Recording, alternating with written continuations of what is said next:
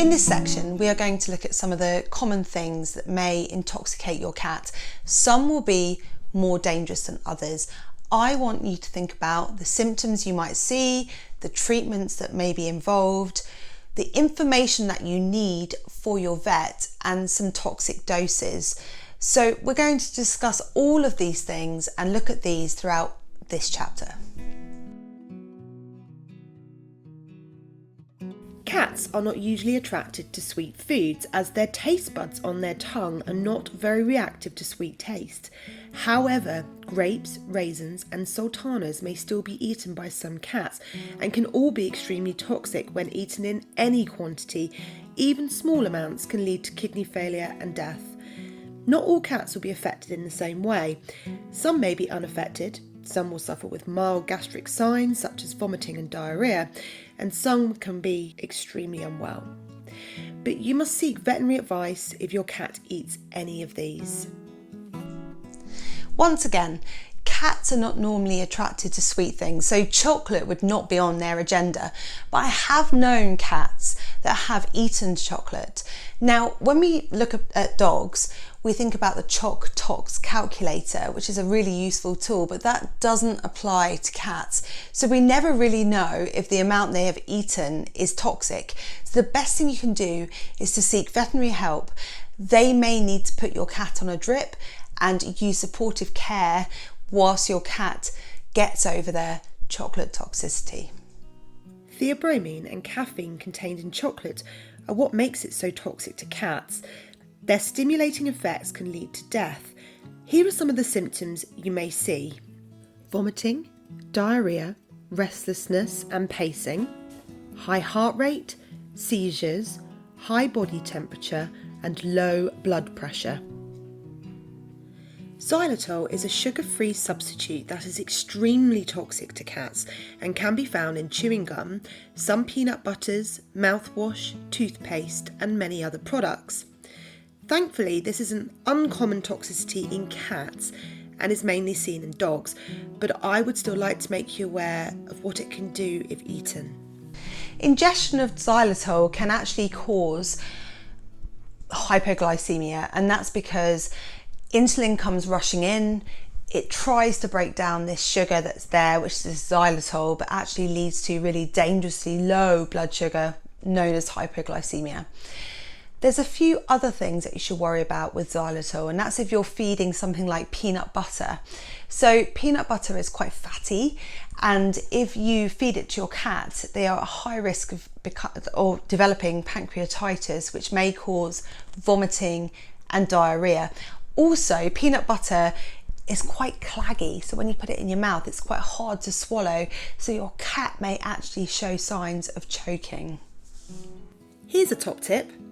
If you know your cat has consumed xylitol and you have a long journey to your vet, then take some honey or jam with you. If they start to tremble or fit, you can apply it to your cat's gums to maintain higher blood sugar to prevent potential full seizures, collapse and death. Xylitol can cause liver failure if left untreated, so every cat needs to be checked by a vet whether they show symptoms or not. Chives, onions, leeks, shallots and garlic can all be toxic to your cat even in small amounts. It can lead to anemia where the cat may have pale gums, have an increased heart rate, increased respiration rate. They can become lethargic, weak and collapse. Garlic is around 5 times more toxic than onion and leeks to your cats, and levels can build up over a period of time if a tiny amount is consumed on a regular basis. Large amounts, considered as 1 clove, can cause dangerous anemia. Also, tummy upsets may be seen, such as drooling, nausea, vomiting, diarrhea and abdominal pain. So, can your cat eat bread? Well, bread is actually quite a good thing to use when you're trying to get medication into your cat. But raw dough, whether it be for pizza or bread, is actually really toxic. the carbon dioxide and alcohol in this dough, if eaten, can cause really nasty toxic signs. And also, if your cat eats raw dough, it can swell in their tummy and can cause bloating. Dairy products like milk and cheese can be harmful because cats are naturally lactose intolerant, and consumption of dairy products can lead to vomiting, diarrhea, and potentially dehydration.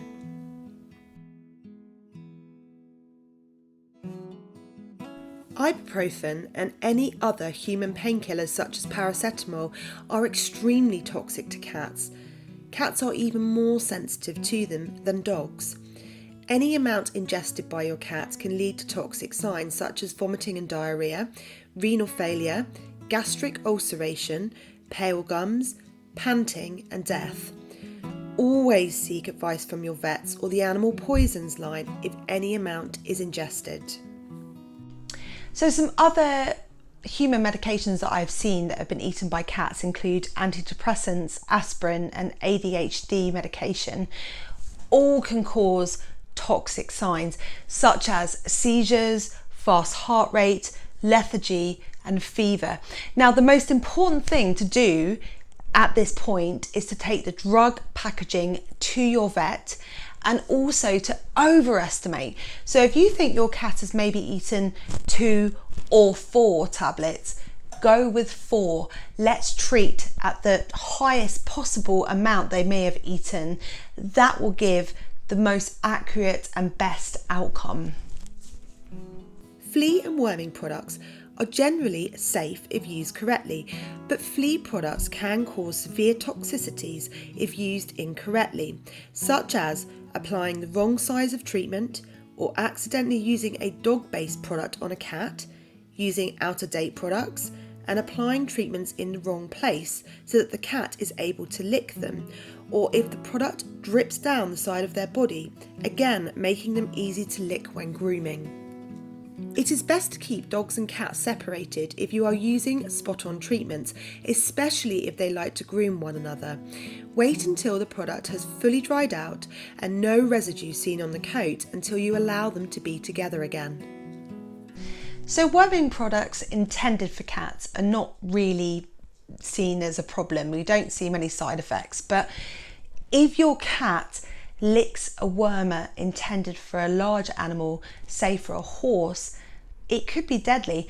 And that goes for eating poo from recently wormed animals such as horses and cattle and larger animals that have had larger amounts of wormer in their system, which means that they're going to pass larger amounts of chemical in their poo. A variety of symptoms may be seen with using incorrect flea or worming medications, or if your cat accidentally ingests a product that isn't made for them. These can include incoordination when walking, vomiting, tremors, or seizures.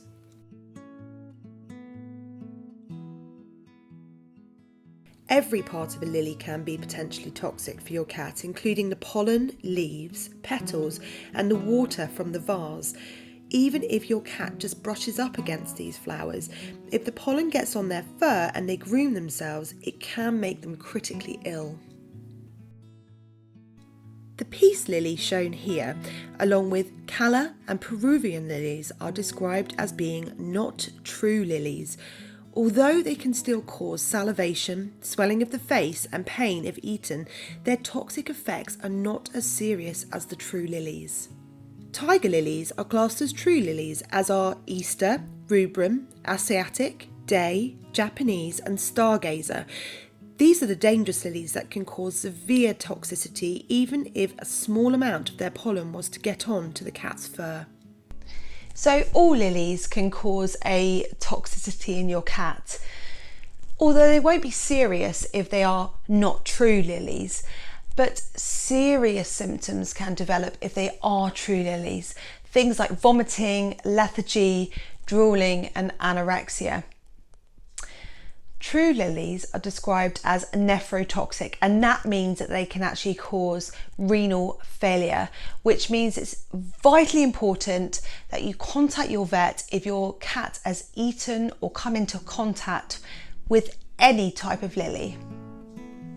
Azaleas, and in fact all members of the rhododendron family, are toxic to cats. It's best not to plant them in your garden.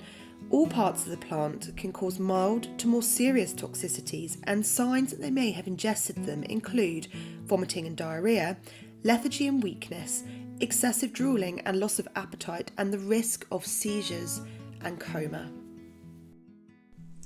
There are many more toxic plants on the list, including daffodils, tulips and aloe vera. The best thing you can do is to take the plant with you to the vet if you're unsure of what they've eaten. Now, in your notes, what I've done is I've added some extra plants in there that may cause a toxic effect, so definitely make sure that you read those.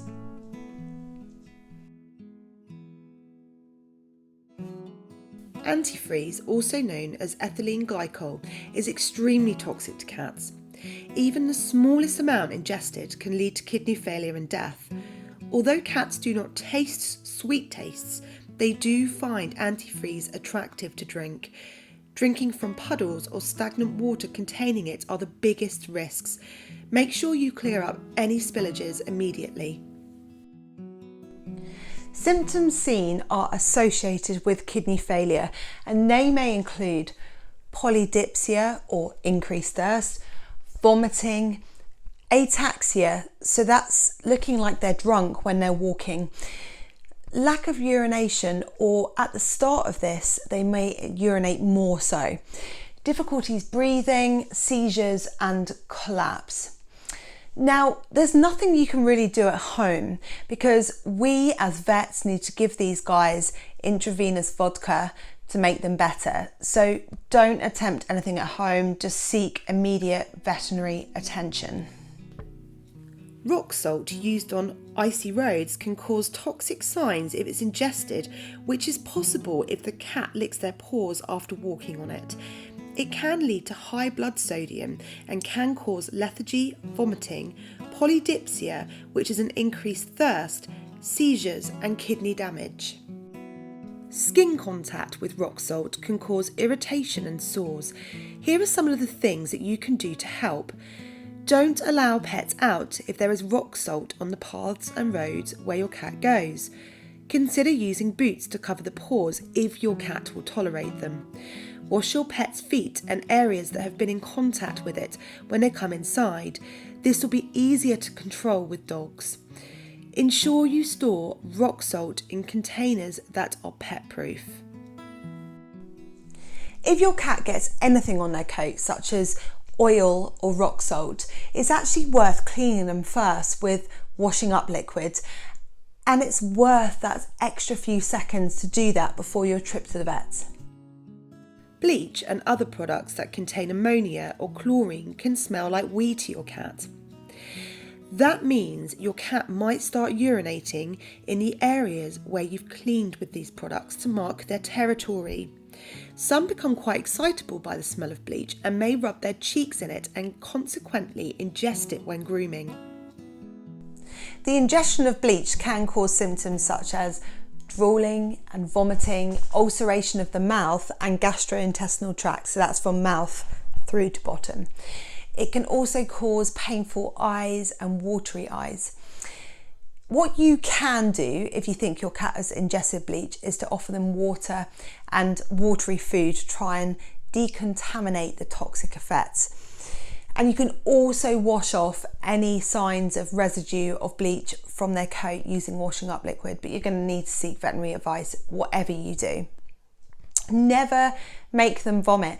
We don't make them vomit in practice because you can imagine that bleach coming up can actually cause more burns and more severe toxicities if we do that. What we do in practice is we normally support them, and that's often with intravenous fluids, pain relief and tablets that support the gastric system and protect them from gastric ulceration. And in severe cases, unfortunately, they often end up with a feeding tube because some of these guys, they don't want to eat after they have all this ulceration forming from mouth through to their gut. Rat and mouse poisons work in different ways, and there are some on the market that won't harm your cat. Others can be deadly and cause brain swelling, internal bleeding, or dangerously high calcium levels, which can lead to kidney failure. Even if your cat hasn't previously shown interest in rat poisons, this can change and they may suddenly become inquisitive. Take any packaging you have to the vet, as this will really help with treatment, or call the animal poison line to check the ingredients. You may not be aware if your cat has actually eaten rat poison. Some of the symptoms may develop straight away and some of them will manifest over a period of time. And the sort of things that you may see are pale gums, nosebleeds, lethargy, anorexia, vomiting, seizures and bruising of the skin. These are all things that you need to look out for. Slug and snail baits often contain metaldehyde, which is extremely toxic to cats. Symptoms can occur within an hour of ingestion and include seizures, incoordination when walking and tremors, so immediate veterinary care is required. If your cat eats slugs and snails, or ingests the larvae from inside rodents or birds when hunting, or if a slug or snail has been in their water bowl, they can be at risk from lungworm. Kittens can also get lungworm from their parents before being born or from their mum's milk. It's a different strain to the one that affects dogs and is usually less severe. Some symptoms you may see are difficulties with breathing, coughing, nasal discharge, anorexia and pneumonia. Ask your vet about your worming regime or send a fecal sample for testing to see if your cat is infected. Essential oils can be deadly. Infused candles are the biggest source of toxicity. Make sure your cat doesn't rub up against them and then groom themselves. Remove any residue with washing up liquid and seek veterinary help. So if your cat has eaten something toxic, you need to get advice either from your vet or the animal poisons line, but you need some really vital information. You need to know how much does your cat weigh, how much have they eaten, what is it they've eaten, so get your packaging ready or any information around the product, and how long ago was it that they ate it. Sometimes inducing vomiting can help reduce the effects of a toxin, and sometimes it can make it worse, so never attempt this at home. It usually takes around 2 hours for items that have been eaten to leave the stomach and begin their journey through the intestines, which is when you generally start to see symptoms. But symptoms can develop much quicker or be delayed. Inducing vomiting within 2 hours of ingesting a toxin can really help, but your vet will decide if this is the correct treatment option. If vomiting is going to help and is deemed as the correct treatment option, you need to get them to your vet ASAP. For toxins such as medicines, plants, pesticides and household chemicals, it's best to have them seen by the vet within 1 hour, as vomiting is often only effective during this time. For some, it may be 2 hours. For foodstuffs, you may have a little longer, especially with chocolate and grapes, but you still need to be quick. For detergents such as bleach, we usually avoid making them sick, as it can burn on the way up and end up in the lungs, but your vet will treat them accordingly. So if your cat has eaten something toxic, you may be sent home with charcoal.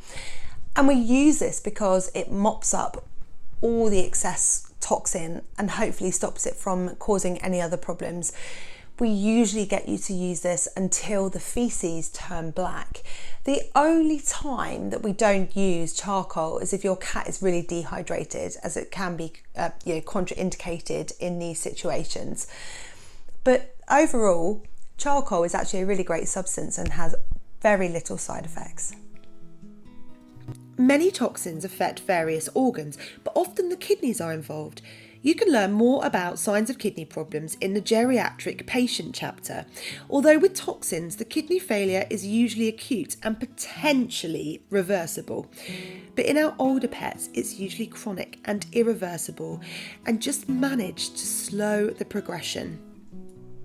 If your cat is showing weird behavioural symptoms such as incoordination when walking, seizures, being quite aggressive and uncomfortable and just seeming quite odd to you, then that could be a possible toxicity, so it's worth getting checked out by your vet. I think the really important thing to do right now is to read all the notes that I've put with this section, because I've covered other toxins that are not mentioned in this section. Be aware of the sort of symptoms that you might see if your cat has come into something that might be toxic, and take the quiz, get it up here, get it in your head and learn more about this to make yourself a better pet owner.